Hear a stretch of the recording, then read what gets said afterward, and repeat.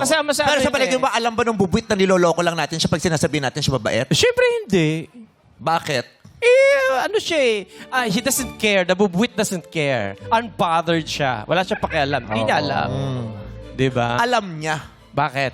Alam ng bubuit na niloloko lang natin siya pag sinasabi natin siyang mabait. Kaya Bakit nga mo kahit nasabi? sinasabi natin siyang mabait, patuloy pa rin ngat-ngat sa mga pagkain natin at sa mga damit natin, di ba? Dahil pinaghihigantihan nila tayo. Dahil alam nilang, all this time niloloko lang natin sila. Yes. Kaya galit sila sa atin. Kaya nga buwisit sila. Kaya nga sila bubuit na buwisit. Ganon. yung pala. Bulilit na dagang buwisit. Kaya sila bubuit. Bulilit. Kaya kahit sabihin natin silang mababait sila, alam nilang niloloko natin sila. Kaya nginangat-ngat nila ang mga pagkain at saka madamit natin. Dahil kung naniniwala silang mabait, bakit sila gagawa ng masama? Bakit nila tayo paghihigantihan? Galit sila dahil niloloko natin sila. Kaya sila bubuit. Mga bulilit na dagang buwisit. Ayun, pala yung Ganon. bubuit. So pag nakakita yung bubuit, huwag sasabihin mabait. Sasabihin Oo. mo, salbahe. Oo, Parang parang ganyan. gaganon lang siya.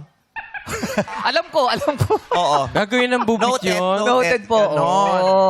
Huwag na natin tatawagin mabait. Di ba yun ang pinakaman nakakainis sa ating lahat? Pag alam nating niloloko tayo ng Ay! Harap-harapan. Di ba? Tama. Anong ginagawa natin? Di ba? Oo. Hindi tayo pumapayag na niloloko lang tayo ng ganon. Correct. Kaya naman, pag niloloko mo ako ng harapan, gagantihan kita pag nakatalikod ka. Yes. Kaya pag nakatalikod ka, ngangat-ngatin ko yung damit mo. Tama. Ngangat-ngatin ko yung pagkain mo. Pagsisisihan mo na minsan mo kong niloko habang kaharap mo ko.